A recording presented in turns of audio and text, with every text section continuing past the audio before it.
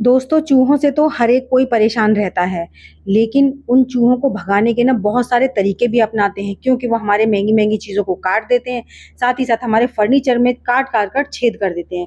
हमारे अनाज का बहुत ज़्यादा नुकसान करते हैं, हमारे महँगे-महँगे कागज़ ज़रूरी जो होते हैं, उन्हें भी कुतर-कुतर कर फेंक देते हैं और उनकी जो तादाद है ना, वो इतनी जल्दी बढ़ती है, वो 1 से 2, 2 से 20 कब हो जाते हैं, हमें पता ही नहीं चलता है। साथ ही साथ हमारे खाने-पीने की चीज़ों को जूठा कर देते हैं और हमें पीछे से पता भी नहीं चलता, उन्हीं खाने की चीज़ों को हम खा भी लेते हैं। तो अगर आप भी अपने घर में चूहों को बिना मारे भगाना चाहते हैं, क्योंकि अगर हम इनमें ज़हरीली दवाई रख देते हैं और उसके बाद वो घर में मर जाते हैं, तो उसकी बहुत ही ज़्यादा गंदी बदबू आती है। साथ ही साथ साफ-सफाई का काम तो फैलता ही फैलता है। तो अगर आप भी बिना किसी ज़हरीली दवाई के अपने घर से चूहों को मारना नहीं, सिर्फ़ भगाना चाहते हैं, तो आज ही अपने घर में हार्पिक का इस्तेमाल कीजिए, जिसके बाद ना आपके घर से चूहे हमेशा-हमेशा के लिए चले जाएँगे और दोबारा वापस भी नहीं आएँगे। आपने हार्पिक का इस्तेमाल करना है, क्योंकि आप देख सभी जानते हैं कि हार्पिक जो होता है वो कितना ज़्यादा स्ट्रॉन्ग होता है। हम लोग इसको साफ-सफाई के लिए यूज़ करते हैं, क्योंकि इसमें बहुत ही ज़्यादा ऐसे-ऐसे केमिकल्स होते हैं जो बहुत ज़्यादा हार्ड होते हैं, जिनकी वज़ह से हमारे घर में साफ-सफाई बनी रहती है। तो क्यों ना इसी हार्पिक की मदद से अपने घर के चूहों को भी भगा दिया जाए। इसके खाने से ना सिर्फ़ चूहे भागेंगे, मरेंगे बिल्कुल नहीं, जिससे कि हमारे घर में कोई एक तो बदबू नहीं आएगी, साथ ही साथ साफ-सफाई का काम नहीं फैलेगा और हमें भी जीव हत्या का पाप नहीं लगेगा। तो ये सारी चीज़ें इसमें मैटर करती हैं। तो यहाँ पर मैंने लिया है 2 चम्मच के करीब हार्पिक और हार्पिक को ना आप अपने घर में जितने आपके घर में चूहे हैं, उसके हिसाब से आप ले लीजिएगा। उसके बाद इसमें डाला है मैंने 1 चम्मच भर के नमक। हार्पिक और नमक को ना देखिए कितनी जल्दी मेल्ट हो जाता है, हार्पिक का ना कलर चेंज हो जाता है जैसे हम उसमें नमक डालते हैं। तो हार नमक डालने के बाद में आपने 1 चम्मच ही इसमें डालना है खाने वाला सोडा।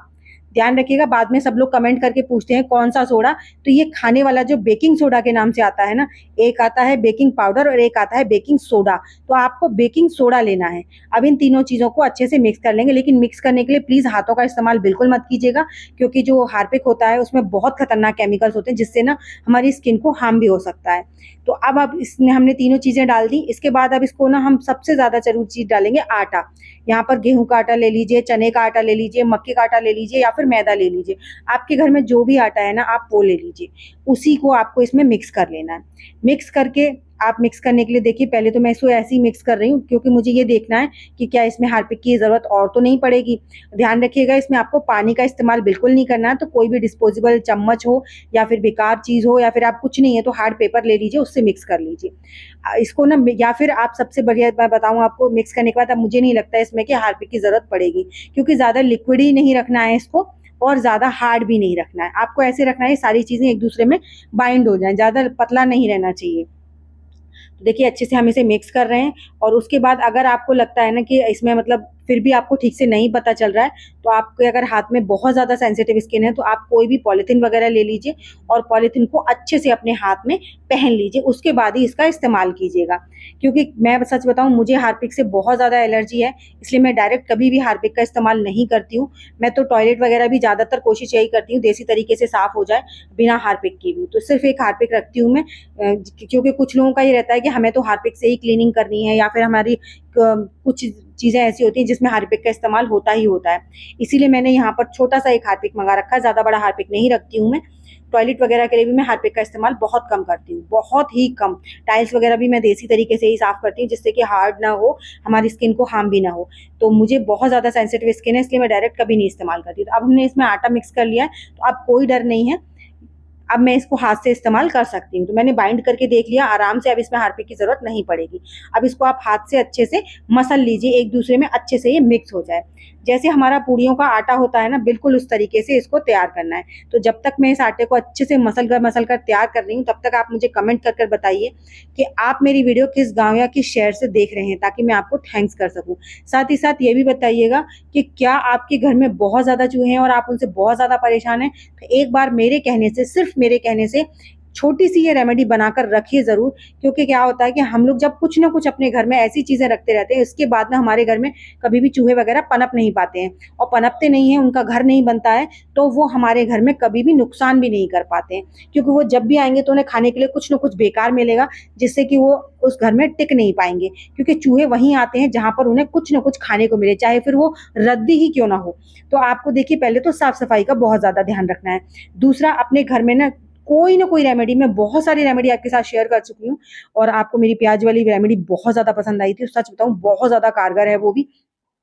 तो मैं कुछ ना कुछ रेमेडी रखती रहती हूँ जिसके बाद मेरे घर में चूहे कभी अपना घर नहीं बना पाते हैं, क्योंकि कभी-कभी तो वो हमारे इतने अच्छे-अच्छे फर्नीचर होते हैं उसको भी सत्यानाश कर देते हैं और उसका इतना नुकसान हो जाता है तो वो सही भी नहीं होता है। तो इसीलिए हमने यहाँ की ना, अब आप छोटी-छोटी सी चाहे बॉल्स बना लीजिए या टॉफ़ीज़ वग़ैरह बना लीजिए, कुछ भी किसी भी शेप में आप इसे बना-बना कर रख सकते हैं। अब इसका इस्तेमाल और इसका समय सब कुछ मैं बताऊँगी आपको, क्योंकि इसकी भी हर चीज़ की किसी न किसी सब कोई भी हम रेमेडी रखते हैं उसकी सेल्फ लाइफ़ होती है कि उसे कितने दिन तक आप रख सकते हैं। दूसरी बात कि उसको आप कब, कहाँ-कहाँ इस्तेमाल कर सकते हैं। तो वो मैं सब कुछ आपको वीडियो में आगे बताऊँगी, तो वीडियो में एंड तक बने रहिएगा। वीडियो ज़रा भी यूज़फुल लगे तो लाइक कीजिएगा। चैनल पर अभी तक सब्सक्राइब नहीं किया है आपने तो प्लीज़ चैनल को सब्सक्राइब कर लीजिएगा। ये फ्री ऑफ कॉस्ट है, इसमें आपका कुछ नहीं लगता है। अगर आपको यूज़फुल लगता है तो, इसमें कोई आपके ऊपर ज़ोर ज़बरदस्ती नहीं है। तो देखिए यहाँ पर मैंने ये इस तरीके से बॉल्स हों या मेरे को मतलब जो भी कंफर्टेबल शेप लग रही है ना, बस उसी तरीके से मैं बनाती जा रही हूँ। ऐसा कुछ नहीं है पर्टिकुलर कि आपको सेम शेप बनाकर रखनी है। बिल्कुल सिंपल गोलियाँ जैसी भी मत रखिएगा जिससे कि उनको पहले से ही पता चल जाए तो कहीं हमारे लिए तो कुछ नहीं रखा है। इसलिए डिफरेंट शेप्स आपको बना देनी है। तो इन सारी शेप्स को मैं बनाकर तैयार कर रही हूँ और उसके बाद ना आपको देखिए मैं बताऊँ इसकी शेल्फ लाइफ कितनी होती है। इसको ना आपको 8 दिन तक आपकी ये बहुत अच्छे से काम करेगी। एक बार के लिए काफ़ी रहेगी, क्योंकि हमें क्या करना है, एक बार इसे रखने के बाद फिर थोड़े दिन के लिए हमें गैप दे देना है, बिल्कुल आपके चूहे घर में नहीं आएँगे। लेकिन ध्यान रखिए 15 या 20 दिन बाद कोई ना कोई रेमेडी आपको ज़रूर रिपीट कर देनी है, क्योंकि चूहे जो होते हैं ना बहुत समझदार होते हैं, बहुत ही ज़्यादा तेज़ होते हैं। जो हमारे घर में चूहा एक बार आ गया वो नहीं आएगा, लेकिन जो नहीं आया है, अड़ोसी-पड़ोसी का है, वो हमारे घर में आ जाएगा। तो सबसे पहले देखिए आपको ये सबसे ज़रूरी किचन एरिया में तो ज़रूर रखना है और रखते समय सब चीज़ का ध्यान रखिए, कोई भी खुला खाने-पीने का सामान नहीं रहना चाहिए और हमेशा रात के समय पर आपको रखना है, क्योंकि आपके घर में अगर छोटे बच्चे हैं, तो जब सब सो जाएँ उसके बाद रखिए और फिर सुबह उठकर इन्हें उठाकर रख दीजिए, फिर शाम को आप इसे रख दीजिए। हर 7 दिन तक जब आप इन्हें रखते रहेंगे ना, तो जब भी वो आएँगे, उनको सब यही सब मिलेगा ना खाने के लिए, तो वो नेक्स्ट टाइम आपके घर में आएँगे भी नहीं। और दूसरा आपको एक श्रिंक एरिया में ज़रूर रखना है, क्योंकि कई बार क्या होता है पानी पीने के लिए भी चूहे आ जाते हैं और कभी-कभी कॉकरोचेज़ आ जाते हैं, तो इससे ना कॉकरोच भी नहीं आएँगे। तो ये डबल फ़ायदा हो गया ना, इससे कॉकरोच वगैरह भी नहीं आएँगे। अब दूसरी चीज़ देखिए, मेन गेट जो होता है ना, उस मेन गेट पे तो आपको ज़रूर रखना है, या फिर आपका जो किचन का गेट है, तो मैं यहाँ पर किचन के गेट पे रख रही हूँ, क्योंकि किचन के गेट में ना गेट के ज़रिए ही आते हैं और तो कोई रास्ता होता नहीं है। तो दोनों कॉर्नर्स पे आपको रखना है, जिससे कि वो अगर इसमें से घुसने की कोशिश कर रहे हैं, तो वहाँ पर उन्हें सबसे पहले यही मिले और अंदर जाकर भी खाने के लिए यही मिले। तो आपको इस चीज़ का ध्यान रखना है, क्योंकि उनकी एंट्री जो होती है ना, वो यही होती है। अब उसके बाद देखिए आपका कोई भी फर्नीचर है, जो कि आपको लग रहा है जहाँ पर फर्नीचर रहता है या फिर कोई भी ऐसी स्पेस रहता है जहाँ पर चूहे छिप जाते हैं, तो आपको वहाँ पर रख देनी है। और दूसरी बात सबसे ज़रूरी देखिए मैं आपको बताऊँ, मेरी नज़र में सब वो पॉइंट्स ज़रूरी हैं, जहाँ पर भी चूहों का ज़्यादा आना-जाना रहता है। फ्रिज के पीछे भी पानी पीने के लिए आ जाते हैं चूहे, तो आपको फ्रिज के भी ऊपर और नीचे दोनों तरफ रख देनी है।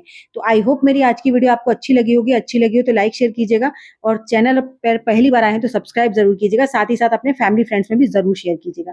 तो चलिए एक ऐसी नई वीडियो के साथ मैं मिलूँगी आपको अपनी नेक्स्ट वीडियो में, तब तक के लिए बाय-बाय।